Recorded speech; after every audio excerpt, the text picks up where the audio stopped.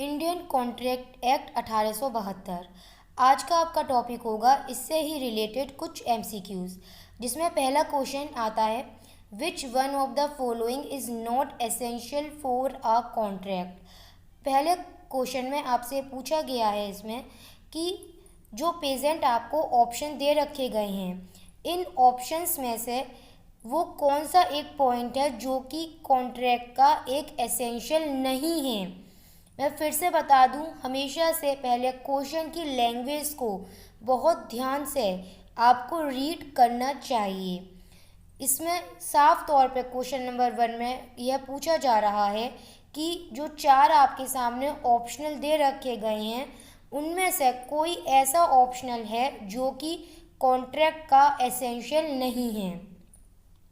अब हम पहले भी आपको कई बार बता चुके हैं कि अगर वैलिड कॉन्ट्रैक्ट के एसेंशियल की बात आती है तो हम इसके लिए यहाँ पर सेक्शन 10 को देखते हैं, जिसमें हमें एक कॉन्ट्रैक्ट के एसेंशियल बताए गए हैं, जो कि क्या होते हैं कि कोई भी एग्रीमेंट किसी भी वैलिड कॉन्ट्रैक्ट में तभी जाएगा जब उस एग्रीमेंट में पार्टीज़ की फ्री कंसेंट होगी, लॉफुल ऑब्जेक्ट होगा, कॉम्पिटेंट पार्टीज़ होगी, लॉफुल कंसिडरेशन होगा और उसे not declare to be void, वो वॉइड डिक्लेयर नहीं होगा। अब हम आते हैं प्रेजेंट क्वेश्चन पर। हम जानते हैं कि लॉफुल ऑब्जेक्ट होना चाहिए, लॉफुल कंसिडरेशन भी होना चाहिए, फ्री कंसेंट भी होनी चाहिए। इन सब के बारे में ही हमें सेक्शन 10 में बताया गया है। पर एडिक्वेट कंसिडरेशन ये तो कहीं पर भी सेक्शन 10 में नहीं है, और ज़रूरी भी नहीं है कि कंसिडरेशन एडिक्वेट हो। कंसिडरेशन का लॉफुल होना आवश्यक होता है। तो इसका मतलब जो आपका फर्स्ट क्वेश्चन है, which one of the following is not essential for a contract, तो उसका आंसर आएगा इसमें एडिक्वेट कंसिडरेशन। अब हम इसका क्वेश्चन नंबर 2 देखते हैं। क्वेश्चन नंबर 2 है, an agreement not enforceable by law is said to be. इसमें बहुत सिंपल पूछा गया है कि अगर कोई भी एग्रीमेंट है जो कि लॉ के द्वारा इन्फोर्सेबल नहीं है तो हम ऐसे एग्रीमेंट को क्या कहते हैं। हम सभी जानते हैं कोई भी ऐसा एग्रीमेंट जो कि नॉट इन्फोर्सेबल बाय लॉ है उसे यहाँ पर वॉइड एग्रीमेंट कहते हैं। अब यहाँ पर एक और क्वेश्चन आपके सामने अराइज हो गया कि यह वॉइड एग्रीमेंट वाली बात कौन से सेक्शन में डिफाइन की गई है। तो इसको इसी एक्ट के सेक्शन 2 सब सेक्शन जी में डिफाइन किया गया है। आपका नेक्स्ट क्वेश्चन आता है इसमें, an agreement which is enforceable by law at the option of one और more of the parties are there to but not at the option of the other और अदर्स इज़ अ। बहुत simple इन्होंने आपसे एक definition पूछी है कि कोई भी अगर ऐसा एग्रीमेंट है जिसको लॉ के द्वारा इन्फोर्स करवाया जा सकता है लेकिन किसी एक पार्टी के ऑप्शन पर, तो ऐसे कॉन्ट्रैक्ट को हम क्या कहते हैं, हम उसे यहाँ पर वॉइडेबल कॉन्ट्रैक्ट कहते हैं।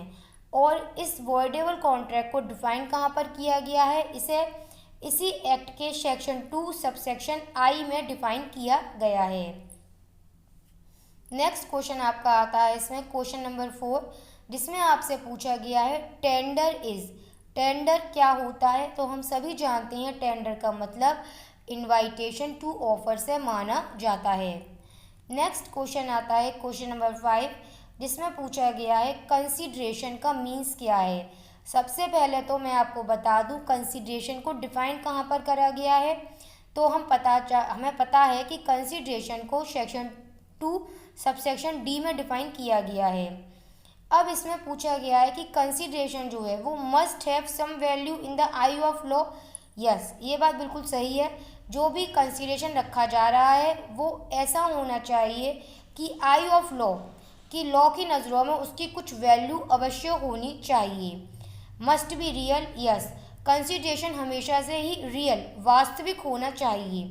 मस्ट नॉट बी इल्यूजरी, इसका मतलब कंसिडरेशन भ्रमात्मक नहीं होना चाहिए। यस, ऑल आर करेक्ट, बिल्कुल जो तीनों बातें बताई गई हैं ऑप्शन में वो बिल्कुल सही हैं कि consideration must have some value in eye of law. Yes, must be real, yes. Must not be illusory, yes. इसका मतलब, इसका आंसर होगा consideration means all are correct. Next question है क्वेश्चन नंबर 6, जिसमें यह पूछा गया है माइनर कॉन्ट्रैक्ट इज। हम सभी को यह वाली बात अच्छी तरह से पता है कि सेक्शन 11 जो है हमारा इस एक्ट का, उसमें साफ तौर पर बताया गया है कि माइनर का कॉन्ट्रैक्ट हमेशा से ही वॉइड माना जाता है, तो माइनर कॉन्ट्रैक्ट वॉइड होता है। नेक्स्ट आपके सामने एक इम्पॉर्टेंट क्वेश्चन आ रहा है क्वेश्चन नंबर 7।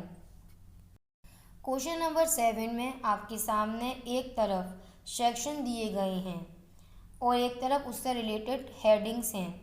अब आपको उनको मैच करना है। हम सभी जानते हैं कि नोवेशन को कहाँ डिफाइन करा गया है। नोवेशन के बारे में सेक्शन 62 में बताया गया है। वहीं पर अनजस्ट इनरिचमेंट, ये जो एक वर्ड है इसमें अनजस्ट इनरिचमेंट, हमने इसके बारे में कहाँ पर रीड कर रखा है? हमने इसके बारे में क्वासी कॉन्ट्रैक्ट में रीड कर रखा है। और यहाँ पर क्वासी कॉन्ट्रैक्ट कितने सेक्शन में थे? सेक्शन 68 से लेकर सेक्शन 72 तक में क्वासी कॉन्ट्रैक्ट के बारे में बताया गया है। यहाँ पर क्वासी कॉन्ट्रैक्ट से अनजस्ट इनरिचमेंट से रिलेटेड सेक्शन 70, सेक्शन 70 में बताया गया है। नेक्स्ट है पार्टी कॉम्पिटेंट टू कॉन्ट्रैक्ट। ये बहुत सिंपल है, हम सभी जानते हैं कि दोनों तरफ पार्टीज़ को कॉम्पिटेंट होना चाहिए। इस बारे में हमारे एक्ट के सेक्शन 11 में बताया गया है।